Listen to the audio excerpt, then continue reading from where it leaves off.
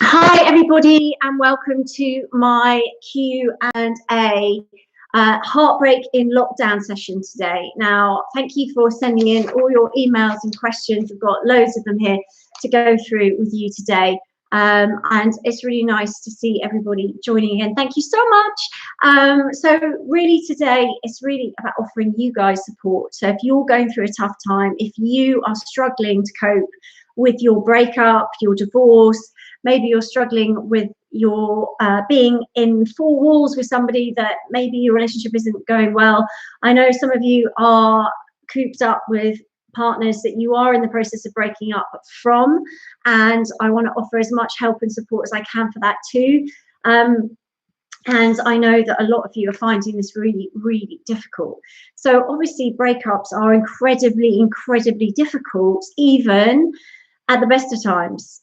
Now, when you add in COVID-19 and everything else that we're going through right now, obviously that's putting so much more pressure on relationships and making things a lot more difficult to handle. So please know that it's normal to find this difficult right now. It is normal to be finding small things a bigger deal. It is normal to be suffering from anxiety and fear. It is normal to be worried about things and have a heightened sense of uncertainty, because we're all going through this right now. So the idea of today and these sessions that I'm running is to offer you free support. So if you've got questions, please drop them down below and I will get to them during the session as I work through some of the questions that I've got here already. So this is from Esther, and she says, "Hi Sarah, I'm in the final stages of a long and painful divorce. The absolute," so that's the decree, absolute, came through last week, but finance is due to be heard at court next month.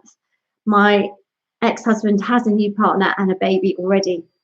Now that is really tough, actually. For those of you who are going through a breakup and your partner moves on super quickly, that can be really difficult, because everybody breaks up at different speeds, and quite often the person that initiates the breakup has been sort of severing those ties and emotional bonds for a long time. So actually the interesting thing is that they are at a different stage to you, and I see this a lot. So that, for example, I've got clients at the moment whose partner has left them and moved on very, very quickly, but that's because according to them they've been feeling unhappy for a long time. So that partner who's left has been feeling unhappy for a very long time, and that means that they've worked through that process whilst they were with you. So they've been sort of thinking, can I make this work, can I not make this work? So that is something that means that they are ready to move on a lot sooner than you are, whereas you may not have been so aware about the situation. Obviously you might have had some red flags, you might have seen there was an issue, but actually you wouldn't have been as aware as they are. So you won't have been going through should I, shouldn't I stay, those kind of issues. You'd have been going through, you'd have been managing that in a different way. So what I'd like to say is that, with this, there's so much that can be going on without you knowing it during a breakup. So for example, your partner's moved on already, maybe they've been going through this backwards and forwards for quite a long time, and you're now catching up with that. So that's why sometimes people move on at different times. And Esther's question is, how can I move on from feeling cast aside and abandoned and like another woman still in my life? Well, a couple of things there. And I feel for you, Esther, because I know that situation personally when I went through my divorce, and I know how difficult that can be. Now, first of all, this is not about you as a person, okay? This is about your ex and what's going on for him. So quite often in these situations, you feel like you've been replaced and somebody else just carries on with your life, and you're left reeling from that situation, which can be incredibly hard. And I've just seen there's questions coming in. How do you cope with sudden coldness with which your husband speaks to you? Incredibly hurtful to be deliberately shut out when you're trying to communicate. Yeah. This is what's happened to me, exactly my situation. He's expecting me and our children just to accept the situation while we're still trying to process it. Yeah. So, I mean, this happens to a lot of people, and it's very common, unfortunately, but that doesn't take away the pain. And then you put in on top of that everything that we're going through at the moment with COVID-19, and that's going to make things even harder. So how can you stop feeling cast aside? Well, actually, one of the things that happens when you are replaced in some ways by somebody else is that you are comparing yourself to that other woman. other man, in this case woman. So what I would try to do, I know it's really difficult, but just realize that, you know, we sort of try to heads, and our natural human reaction is to romanticize what's going on with that in that relationship, and thinking that it's all rosy and all wonderful. Now, obviously that could be the case, but it's very unlikely, because you've got to think about, so already that relationship is built on rocky foundations, because that trust isn't there, because it's not like she can say this is a really this is someone I can 100% rely on, that they would never do that, because they have done that. So again, you know, that trust and that foundation that maybe you guys had when you got together isn't there, and you need a strong foundation to build a successful relationship moving forward. So this is something that I would just bear in mind, that, you know, it's not always as rosy as we picture. So you can start to dial down just how wonderful that relationship actually is. Plus the fact that having an ex-wife in the picture is always going to be a bit of an issue for another woman, because, you know, that ex-wife is going to need attention, need money, need support, you know, that all the sort of legal responsibilities that he has for you and your family. So there's those things that are, you know, never going to be rosy in that relationship. So again, it's about really understanding what that relationship, the reality is. Now, obviously there might be some upsides, but there's also going to be some downsides. And I think one of the things that we tend to do is romanticize about these other relationships, and actually the reality is they're pretty tough. And if you speak to these women, and I do, because they come into my clinic, you know, when they're going through their own breakups, they always say, gosh, there was this, you know, the ex-wife was literally in our relationship, there was always three of us, and every time she would message there would be an issue. And so all these sort of things come up. So please, getting a bit of reality check on that is important. You know, the thing is, if he has cast you aside as you are feeling, and abandoned you, as you've written here, these words are very strong and evocative. You know, I think that if he's done that, then obviously he doesn't deserve you, and you need somebody that is not going to do that. So, you know, we quite often get caught up with the romantic fairy tale of what we want this person to be, like how we want your ex to be. It's not actually who he actually is. Now, he may have been that person, and things may have happened over the years. I don't know how long your relationship was, but it sounds like you've said your divorce was long and painful. So obviously highly acrimonious and conflict there. Now, you know, these divorces are never really when people are being kind and respectful to each other. Usually one party is hell-bent on causing problems, or maybe it's two, but quite often the cases that I see, it's one person driving that animosity, hiding, delaying, being difficult, and lying potentially about what's going on. So, you know, in those cases, it is very difficult to stay strong and to do the right thing, you know, and that is important.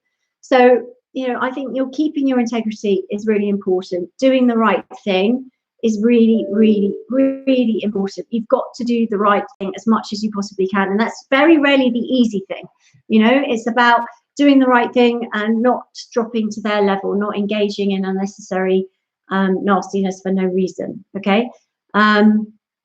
So the fact that you feel like another lady has stolen your life again, you know, sloppy seconds comes to mind. And I know that I'm not being flippant, but, you know, sometimes you've got to think somebody that is capable of doing that, she's going to have the same issues. And he may well, you know, move on quickly. He may not.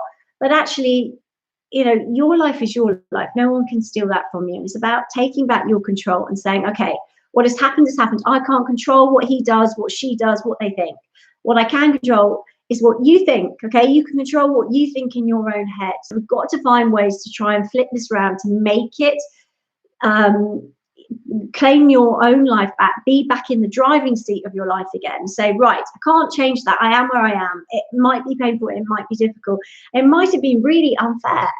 But ultimately, I can't change it by worrying about it and being angry about it. What I have to do is flip it into something that I can see the good in, and create and go on and create something that's even better for me. Because you can do that. You can turn your life around and go on and create something that's even better than you had before with him. And also, you know, this whole long, painful divorce, which I know how debilitating that is. And it's incredibly stressful and draining and expensive and all those things. So I feel for you, but at this point, It's about digging deep and saying, you know what, I am not going to tolerate any more of this. I'm going to cut them free. And I'm going to get on with my life. And this is what my life is going to look like. And this is the bit where you may be stuck. Okay, this is the bit where I know so many people are getting stuck. I know some of you here are stuck, and I know some of you are commenting here that this is the same for you. It's because we get so caught up in the story and what's going on and the unfairness. And I'm not saying it's not unfair, because the stories that I hear are unfair, you know, and there are people that just don't understand how unfair those situations can be. And I think it's really important that you know, don't worry about what everyone else is saying. You know the truth, you know what's right, and you've got your integrity intact. And you've got to keep on doing the right thing. But the right thing for you is not focusing on that. It's about reclaiming your power by directing into creating a compelling future for you. So what I mean by that is writing down, what can you do now? Just try and compartmentalize that. Put it in a box, the divorce and the situation and the conflict and the other partner. Just pop it in a box and shut it in your mind, and just pop it away somewhere to clear some space so that you can start looking at what your future is going to look like and how you can make that work. You know, how can you? What do you want in your life? This is a great time now with COVID-19 anyway to detox your life. And detox your life, I mean, get rid of the things that aren't working. Get rid of the people that aren't working. Get rid of the thought patterns that aren't working. You know, if there's something that triggers you to think about this and to carry on thinking about it, focusing on it, you know, that is incredibly stressful. I mean, I know that here that you've got finances that were due to be heard at court next month. Obviously, that's probably either going to be delayed or done virtually or whatever, which again is just dragging this process out.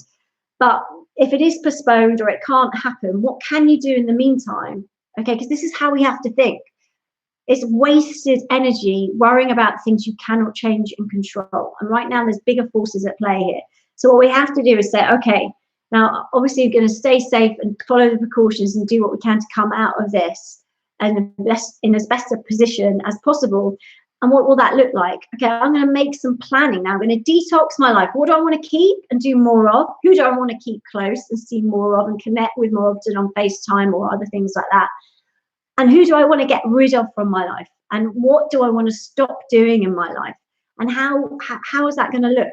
So first of all, detox your life. Figure out what's staying and what is definitely going, okay? I've got a great question here. How do you get rid of people who are not working without being confrontational? Brilliant question. Thank you for asking that. So well, there's different ways of doing it. You know, I mean, obviously some people you just don't reply to much. You just kind of fizzle it out a little bit. But don't do it with conflict and don't do it aggressively. But just maybe fizzle out. Maybe if they send you a message, you don't reply instantly. Maybe you're a bit more vague. Maybe you don't go into so much detail. It's about putting on almost like your Teflon suit and only allowing, so that negativity can't get into you. Okay, you can radiate out love, but no negativity can come in, but positive stuff can. Okay, so anything negative will just wash off you. So there's different ways of doing it. So one, for example, on Facebook, if you're on Facebook and connected with people that you don't want to be connected with, maybe they're friends with your ex or it's difficult, what I would suggest is you can, if they are friendly and they have been decent people, but for some reason they want to stay connected with your ex or it's causing you pain for whatever reason, I would just send them a note saying, listen, right now I'm finding everything a little bit too much and overwhelming. So I'm going to just unfriend you for a little while, just to take a step back because it's upsetting me seeing what my ex is doing, whatever. No, I know you're not doing it maliciously, but for me, just to look after me, I need to take a step back. Okay, and we can always connect again in the future. I just need a little bit of downtime from me. You could do it like that, or you could just have a conversation with somebody and say, listen, I'm finding it a bit tricky. I just need a bit of space right now. I'm sure we can get things back on track at some point, but please, can you just give me some space for now? Or you can just move away from those people. But there are some people that you can't get rid of because either their family, their friends, working with them, you have to see them, you have to speak to them. Now, these people, it's a slightly different strategy because you can't get rid of them completely. But what you can control is what you say and what you share with them and how you take on the information. So, for example, you could maybe set a boundary of saying, I don't want to talk about my ex at all. Like, you may find out information There was a lady yesterday who said that one of her friends had told her something that really upset her. So, you know, we don't want you to take on that information. So you can just say, I don't want that in my life right now because I'm finding it too hard to cope with. So, you know, I'm happy to stay friends with you, but these are the new kind of boundaries that we have to operate within. If we can't do that, I totally appreciate that, but I'm gonna have to take a step back. Or it's just you don't share information. You know, be careful what you share, because if you open up and start trying to get into a dialogue about your ex or something that's going on, then obviously that can obviously lead to more information coming out or that opening up. So keep personal information to a minimum with those people. Prepare yourself before you speak to them or see them. Yeah, and what I mean by that is just consciously note to yourself, this could be tricky. This person is going to say something to upset me, or may do something that is going to be difficult for me to manage. So how do you cope with that? So that would be something I would say is just you can control that, what you're giving out. So just protect that, shut down a little bit, and don't give away so much. That's not being unfriendly. That's not being difficult or passive aggressive in any way. Just be yourself. Just say, I'm finding this really tough.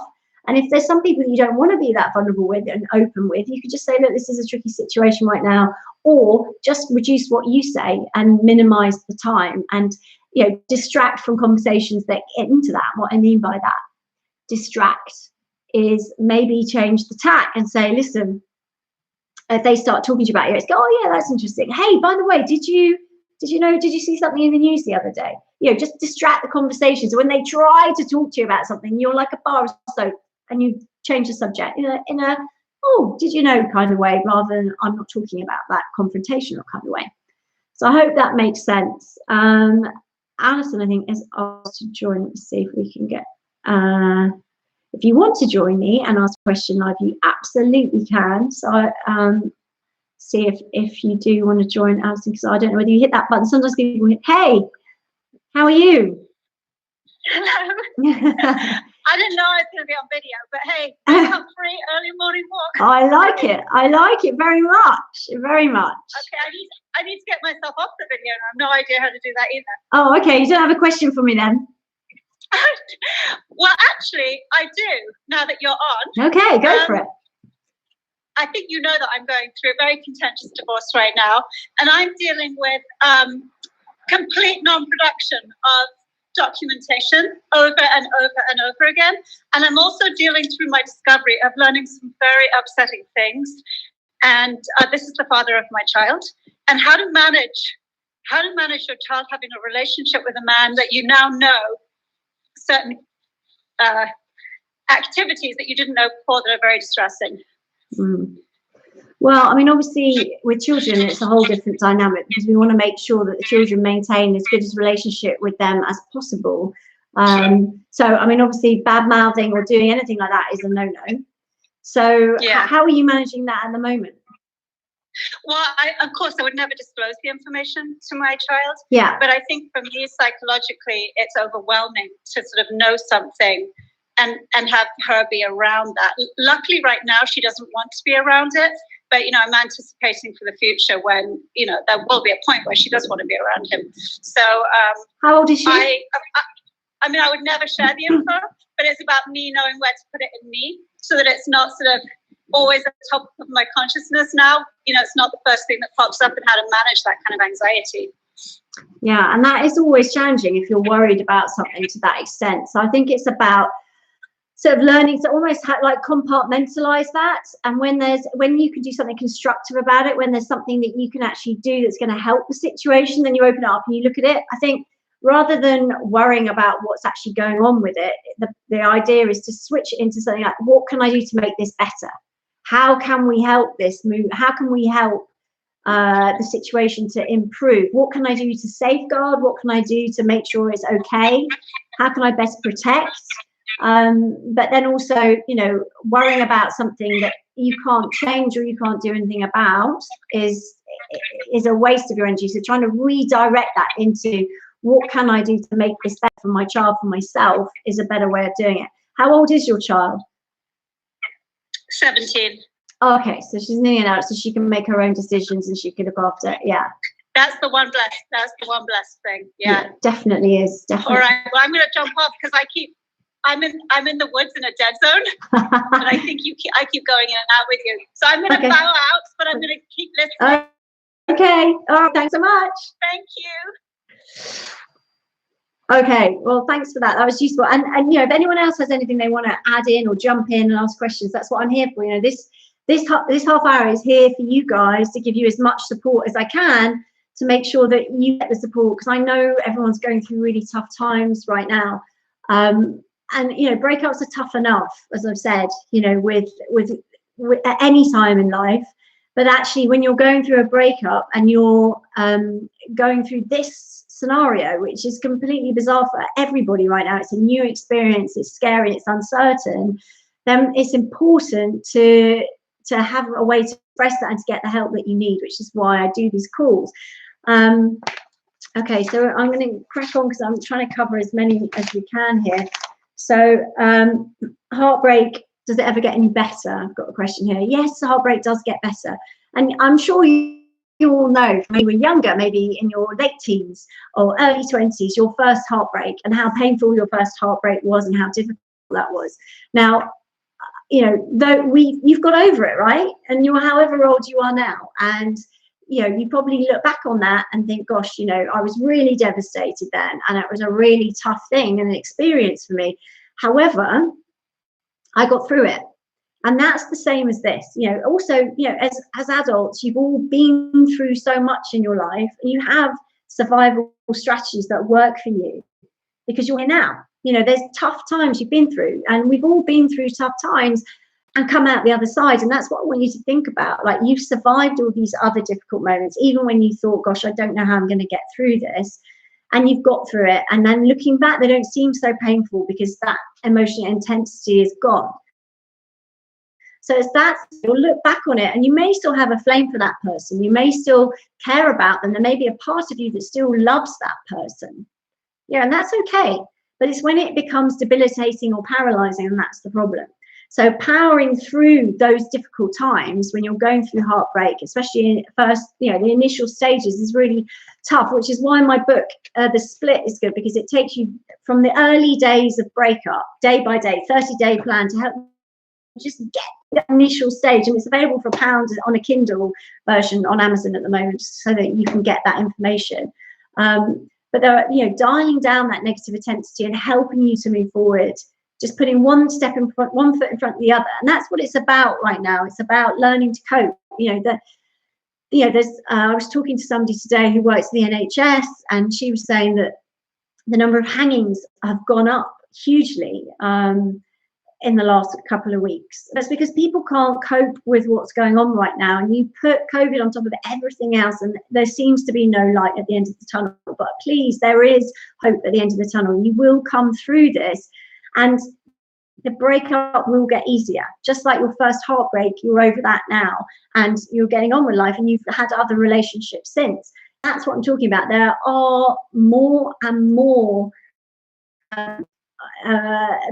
things that you can do to help yourself get through this. You just got to look for them. So my book is a good place to start. Following me on these videos, asking me questions on here. I'm just checking that I'm answering everything that's coming in. Because that's what this is for, just to help you see that there is a light at the end of the tunnel, see that you can get through this, and there are plenty of people who care and want to support you and help you to get through these difficult times. And that's why me and my coaches, I know some of them are on here today, I think Luke's on, and you know, this is what we do. We help people going through any kind of breakup. So the emotional side of it, I think, is important, because if you can just take that and dial it down, by keeping busy, keeping distracted, but also not being afraid to cry, because you have to let those emotions out. Stuffing those emotions down and drinks, come in at 2 in the morning. You know, you can go to work and immerse yourself in work. You can be around other people. And the challenge now with COVID-19 is that is stripped away. So we are at home with our thoughts. We are at home with everything that's going on, just going round and round in our minds, without the support systems as easily accessible as, you know, they would have been if you could get out and about, or reach out and see people, and maybe get that physical hug that so many of you need right now. You can't get. So actually, do you know what? My friend Paul McKenna actually did some research and found out that self-hugging actually really helps. I know it sounds a bit mad, but actually giving yourself a hug when you're feeling a bit low actually gives yourself that boost physically. You know, I know it sounds a bit weird because it's not coming from another human being, but actually self-hugging has been scientifically proven to boost your mood, reassure you, and make you feel better. So if you can add that into your toolkit of things you can do, along with exercise, doing like face-to-face, so you get love and connection with those supportive people that are around you at the moment, that are in your life, that can help you to get through this, that's important. Also, you know, trying to not get caught up in the story, trying to get some perspective and just think, gosh, there's so much going on in the world right now. You know, it is difficult.